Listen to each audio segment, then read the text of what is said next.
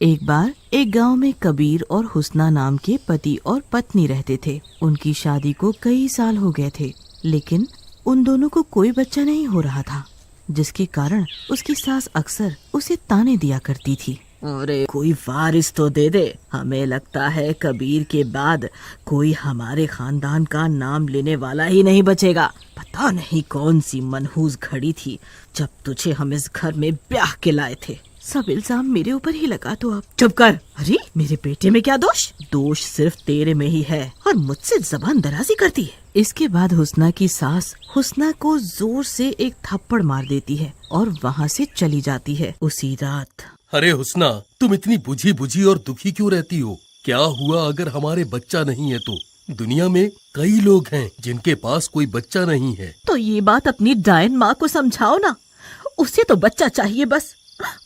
और तुम माँ के आगे जबान खुलती नहीं, चले आते हो रात में उलुलू करने। किसी दिन मूड ज्यादा खराब किया ना तो जहर डाल दूंगी सबके खाने में।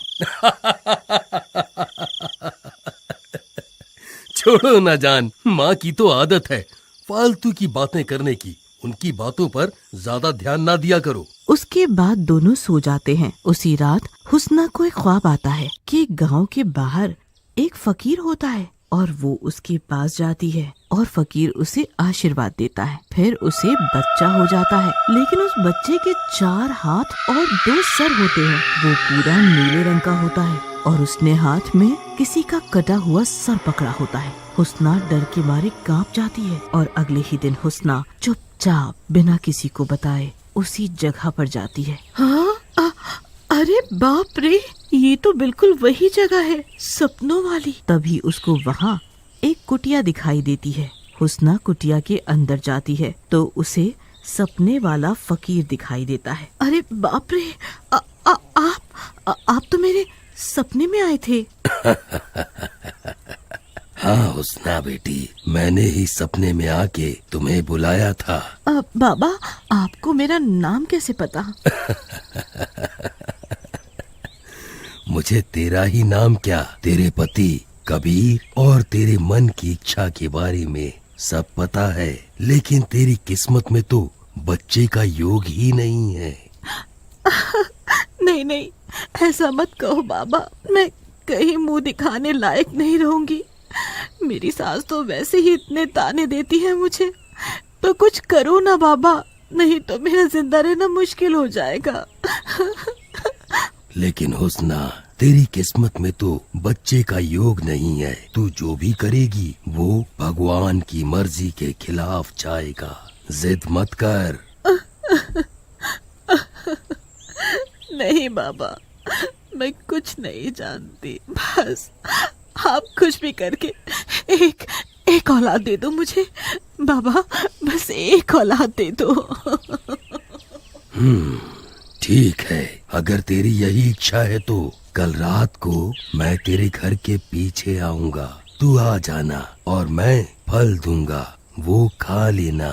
फिर हुस्ना वहाँ से चली जाती है और अगली रात फकीर कहे अनुसार उसके घर के पीछे आता है और उसे एक फल खाने को देता है। फिर फकीर वहाँ से चला जाता है।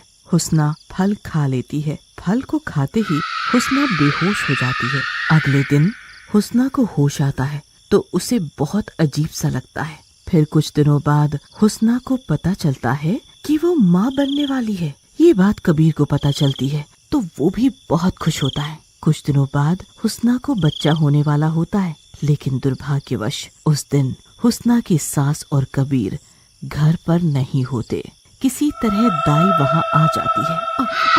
अरे अरे हुस्ना बेटा, ये क्या है? ये क्या है? ये शैतान है, शैतान। अरे क्या हुआ दाई माँ, आप मेरे बेटे को ऐसे कैसे बोल रही हैं? क्या हुआ? लो बेटा, तुम भी देख लो। उसे देखते ही हुस्ना के होश उड़ जाते हैं। वो वही सपने वाला बच्चा होता है जिसके 2 सर और 4 हाथ होते हैं। उसका रंग भी जहर जैसा नीला होता है। तभी वो दाई के हाथ से छूट जाता है, लेकिन वो गिरने की बजाय उड़ने लगता है और रोने की बजाय हंसने लगता है।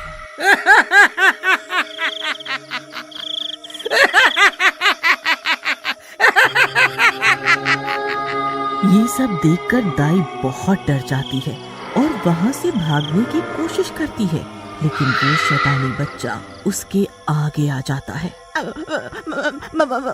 मुझे जाने दो, देखो तुम्हारा क्या बिगाड़ा है मैंने, मुझे जाने दो।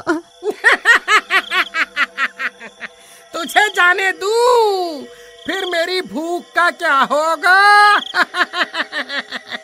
बहुत दिनों बाद खाने को मिला है मुझे। लेकिन वो शैतान दाई की एक बात नहीं सुनता और उसे गिराकर उसके ऊपर चिपक कर उसका खून पीने लगता है और दाई को मार डालता है। हुस्ना ये सब देख के डर जाती है, लेकिन बच्चे को खो देने के लालच में वो किसी से कुछ नहीं बताती और दाई की लाश को दूर जंगल में फेंक आती है। कुछ दिनों तक कुछ भी नहीं होता। फिर हुस्ना की सांस आती है और बच्चा बिस्तर पर लेटा होता है। वो बच्चे को देखती है। अरे बाप रे बाप, ये कैसा बच्चा है, कैसा बच्चा है ये तो पूरा शैतान का रूप है। इसे फेंक के आजा घर के बाहर। हुस्ना, जा जा फेंक दे इसे। माँ, ये क्या बोल रही है आप? ये जैसा भी है मेरा बच्चा है, कोई शैतान वैतान नहीं है। ये मेरे साथ ही रहेगा। तुम ही तो वारिस वारिस चिल्ला रही थी ना, अब वारिस आया है तो इसे बाहर फेंकने के लिए कह रही हो? अरे तुझे वारिस पैदा करने को बोला था मैंने, शैतान नहीं। ये तो शैतान है, शैतान, इंसान नहीं। ये एक दिन हम सबको मार डालेगा। किसी के पता चलने से पहले इसे यहाँ से हटा दो। लेकिन हुस्ना अपनी सास की एक बात नहीं मानती।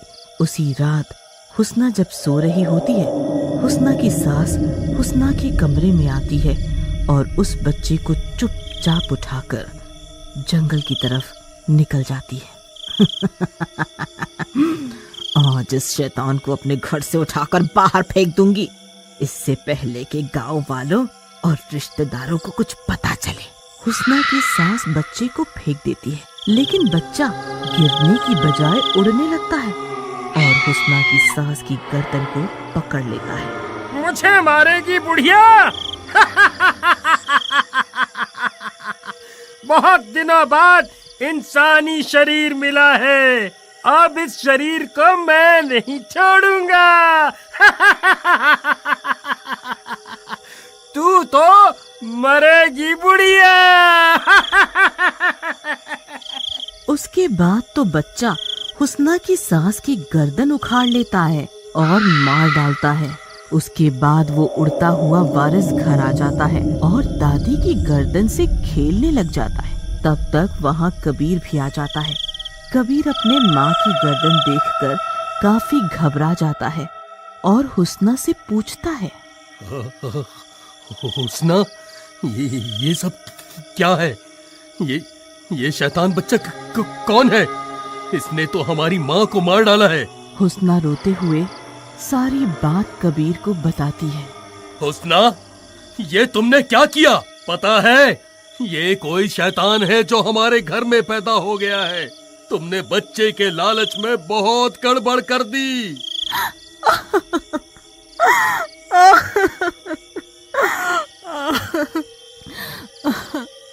हाजी, मैंने ये सब जानबूझ के नहीं किया। कबीर, मैं तो सिर्फ एक बच्चा चाहती थी।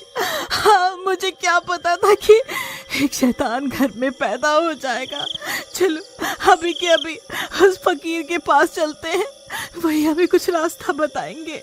वो लोग भागने लगते हैं। तभी वो शैतानी बच्चा उनके सामने आके खड़ा हो जाता है।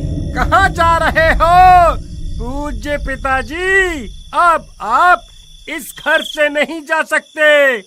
ये तो मेरी माँ है, इसे तो शायद मैं कुछ ना कहूँ, लेकिन आपको तो मैं नहीं छोड़ूंगा, ना ही दया करूंगा।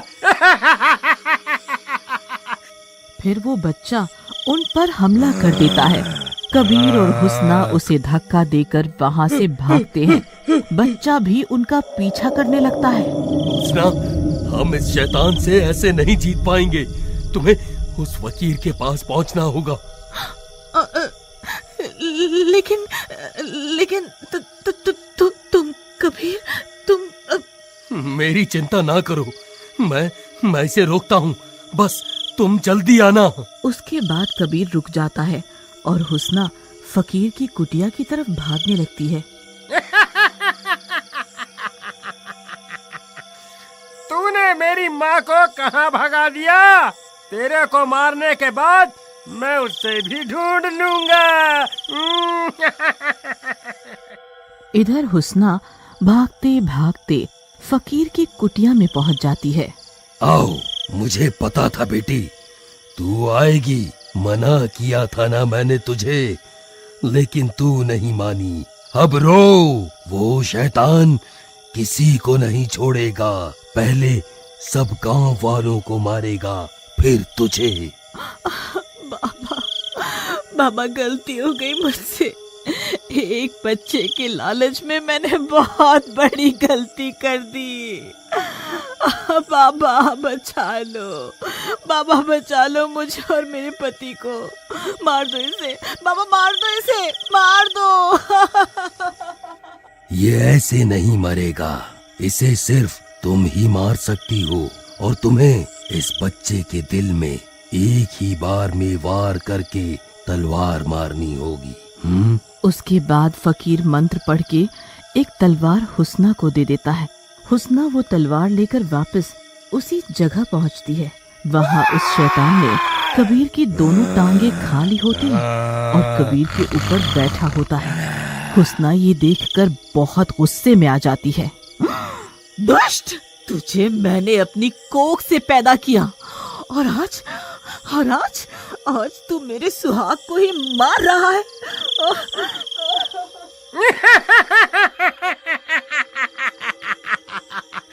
तू तो मेरी माँ है, मुझे कैसे मारेगी? लेकिन हुस्ना एक बार में ही तलवार उसके दिल में घोंप देती है। बेटा, मैं तेरी माँ थी, तभी तेरी गलत बात को भी मैंने छुपा लिया, लेकिन मेरे पति की जान तो मैं नहीं लेने दे सकती। ये ले। तलवार घोंपते ही वो बच्चा मर जाता है और हुस्ना कबीर को लेके अपने घर चली जाती है।